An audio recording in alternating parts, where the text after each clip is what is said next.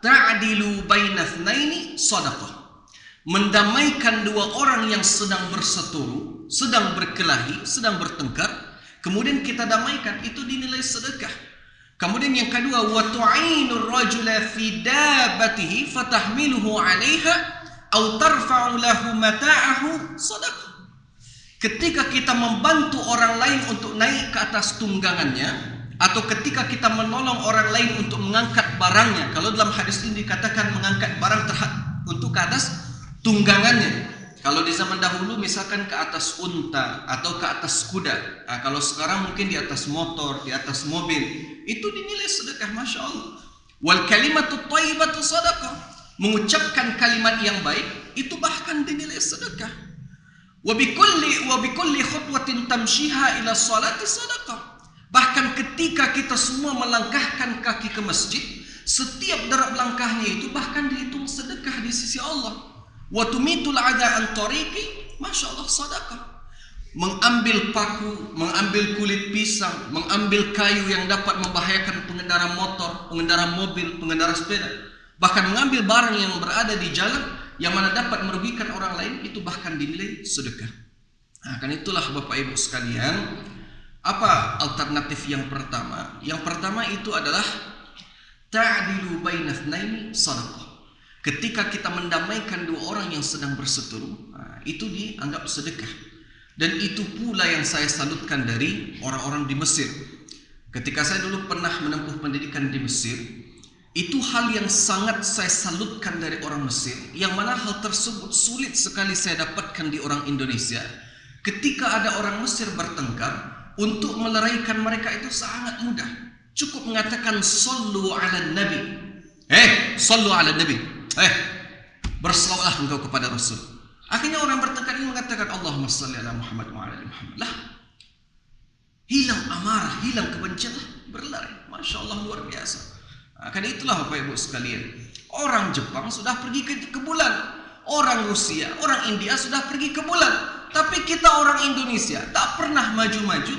Karena yang kita permasalahkan sampai sekarang adalah perbedaan mazhab. Bertengkar karena perbedaan mazhab, bertengkar hanya karena bacaan bismillah, bertengkar hanya karena masalah kunut. Nah, kan itulah Bapak Ibu sekalian, penting bagi kita untuk memahami.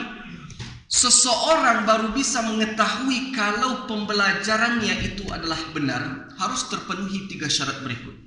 Yang pertama, kalau seseorang bisa mengetahui kalau belajarnya itu benar atau tidak, yang pertama dilihat dari apakah bertambah pemahamannya atau tidak. Karena orang-orang yang paham akan suatu agama itu tidak akan mudah terpengaruh atau hasutan untuk melakukan sesuatu yang buruk. Contoh, ketika ada orang-orang datang kepada Bapak Ibu sekalian sambil mengatakan, Pak, Bu, Bapak Ibu sekalian pengen masuk surga dah? Kalau pengen masuk surga, kami memberikan alternatif lain. Emangnya mereka calo memberikan alternatif lain? Bapak Ibu sekalian mau membunuh diri enggak? Itu dihitung jihad di sisi Allah.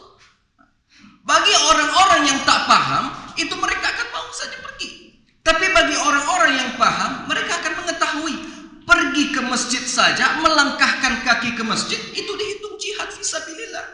Anak Bapak Ibu sekalian, kuliah, belajar, menuntut ilmu, itu dihitung jihad fisabilillah. Kita membantu orang lain, mengajak orang lain ke masjid, itu dihitung jihad fisabilillah. Akan itulah bertambah pemahaman. Yang kedua, bertambah ilmu. Orang yang mengetahui, memiliki ilmu, itu mereka tak akan mudah untuk mengkafirkan satu sama lain. Orang yang baru mengetahui, mereka itulah biasanya orang-orang yang mudah sekali untuk mengkafirkan. Melihat perbedaan mazhab, ini kafir. Melihat perbedaan mazhab, masuk neraka. Emangnya mereka tuh malaikat Mikail? Malaikat Malik? Kan itulah Bapak Ibu sekalian, penting bagi kita untuk menambah ilmu. Dengan menambah ilmu, kemudian tak mudah bagi kita untuk mengkafirkan satu sama lain. Contoh mengenai hal yang paling sering terjadi di masyarakat Indonesia, itu bacaan bismillah ketika salat. Allahu Akbar, Bismillahirrahmanirrahim, atau Allahu Akbar, Bismillahirrahmanirrahim, Alhamdulillahi Rabbil Alamin. Kalau seandainya orang mengetahui, contohnya kita rata-rata umat Islam yang berada di kawasan Indonesia, itu rata-rata bermazhab Syafi'i. Syafi'i mengatakan bismillah dijaharkan. Tapi kalau Bapak Ibu sekalian jalan-jalan ke Mesir, jalan-jalan bukan ke Mesir, jalan-jalan ke Arab Saudi, jalan-jalan ke India, jalan-jalan ke Pakistan, yang mana India, Pakistan bermazhab Hanafi, kemudian Saudi itu bermazhab Hambali. Mereka membaca bismillah itu disirkan bismillah. Alhamdulillahirabbil alamin. Atau kita semua bisa jalan-jalan ke Maroko, tempat Ustadz Abdul Somad menuntut ilmu hadis. Itu di sana mereka mengatakan bahwa Bismillahirrahmanirrahim itu bahkan bukan bagian dari Al-Fatihah. Karena itulah dengan menambah ilmu pengetahuan kita bisa mengetahui ini mazhabnya ini mazhabnya ini. Kemudian kita saling menghormati satu sama lain. Kemudian yang ketiga, menambah akhlak. Mudah-mudahan dengan pembelajaran kita itu semua dapat menambah akhlak, memperbaiki akhlakul karimah, tak mudah saling mengkafirkan satu sama lain, tak mudah terhasut untuk saling berkelahi. Karena itulah poin yang pertama, mendamaikan dua orang yang sedang berseteru itu dianggap sedekah di sisi Allah Subhanahu wa taala. Kemudian poin kedua, wa tu'inu rajula fi dabbatihi fatahmilhu 'alaiha. Ketika kita melihat ada orang cacat, mungkin ada di antara kita yang berbadan besar, kemudian kesulitan untuk naik ke atas tunggangannya. Ketika kita membantu mereka, itu Masya Allah luar biasa dianggap sedekah di sisi Allah Subhanahu wa taala. Au tarfa'u lahu mata'ahu, au tarfa'u lahu 'alaiha mata'ahu sadaqah. Atau ada di antara Bapak Ibu sekalian, ketika melihat ada orang-orang yang sedang mengangkut barang belanjaannya, nenek-nenek, kakek-kakek yang sedang keberatan membawa barang belanjaannya, kemudian kita tawarkan, "Nek, Kek, bisa saya bantu?"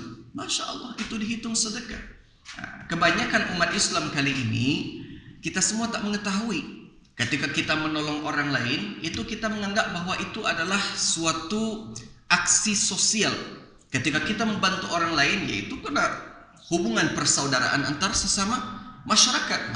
Padahal kalau seandainya kita telusuri hadis yang ke-26 ini, kita mengetahui ketika membantu orang lain sensitif terhadap keadaan sekitar, itu Masya Allah dihitung sedekah di sisi Allah Subhanahu wa taala. Masya Allah luar biasa. Karena itu kalau seandainya kita melihat ada paku di jalan, tak perlu kita bilang, dek, ambil paku dek, dek, ambil kayu dek. Adek tersebut yang mendapatkan pahala sedekah. Karena itulah Bapak Ibu sekalian, hadis yang ke-26 ini mengajarkan kepada kita untuk sensitif terhadap orang-orang di sekitar. Masya Allah. Kemudian poin keempat, wal kalimatu thayyibatu shadaqah. Mengucapkan sesuatu yang baik itu dinilai di sisi Allah sebagai sebuah sedekah. Contoh yang paling ringkas seperti ini.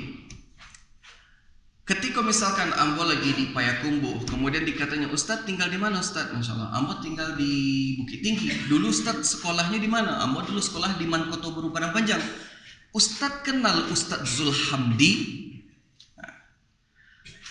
Ustadz Zulhamdi adalah guru Ambo dulu ketika di Mankotobaru. Masya Allah, ketika kita mengatakan sesuatu yang baik terhadap beliau, Masya Allah, Ustadz Zulhamdi itu guru Ambo dulu di Mankotobaru Pak. Masya Allah, beliau lah jadi MUI Padang Panjang ini kan. Luar biasa, beliau tuh banyak ilmu itu Ustadz. Mulia akhlaknya Masya Allah. Ketika kita mengucapkan sesuatu yang baik terhadap mengucapkan sesuatu yang baik akan orang lain, Masya Allah luar biasa dianggap sedekah. Mengapa kalimatut thayyibah dianggap sebagai sebuah sedekah? Berbicara yang baik dianggap sebuah sedekah karena kalimat yang baik itu menyenangkan hati orang lain. Diibaratkan seperti sedekah uang kepada fakir miskin. Ketika ada orang sudah sejak dari pagi belum makan, kemudian kita berikan uang 10.000, 20.000, kira-kira bahagia enggak hati mereka? Bahagia. Begitu juga ketika orang mengutarakan sesuatu yang baik terhadap kita. Ketika Ambo mengetahui, "Ustadz, Ambo ke petang basuh sama Ustadz Fulan, beliau tuh mengatakan kalau Ustadzku giko, Masya Allah luar biasa." Tentu pasti senang hati Ambo. Karena itulah penting bagi kita untuk selalu mengatakan sesuatu yang baik terhadap orang lain.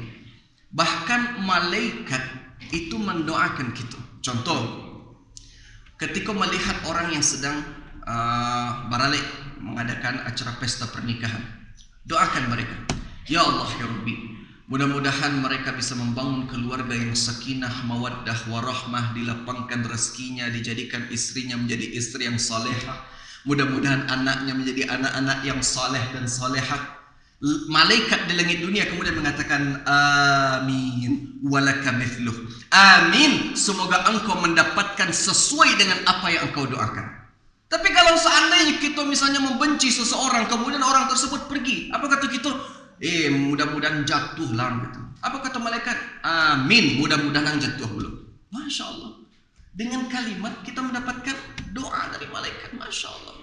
Kan itulah Bapak Ibu sekalian, penting bagi kita untuk selalu berbicara yang baik. Setiap berbicara yang baik itu dinilai sedekah di sisi Allah Subhanahu wa taala. Akan itulah ada beberapa poin yang bisa kita ambil. Pertama, mendamaikan dua orang yang sedang berseteru itu dianggap sebagai sebuah sedekah. Membantu orang lain untuk naik ke atas tunggangannya, membantu orang lain menaikkan barangnya, itu dianggap sebagai sebuah sedekah. Kemudian yang terakhir, mengucapkan kalimat yang baik itu dianggap sebagai sebuah sedekah.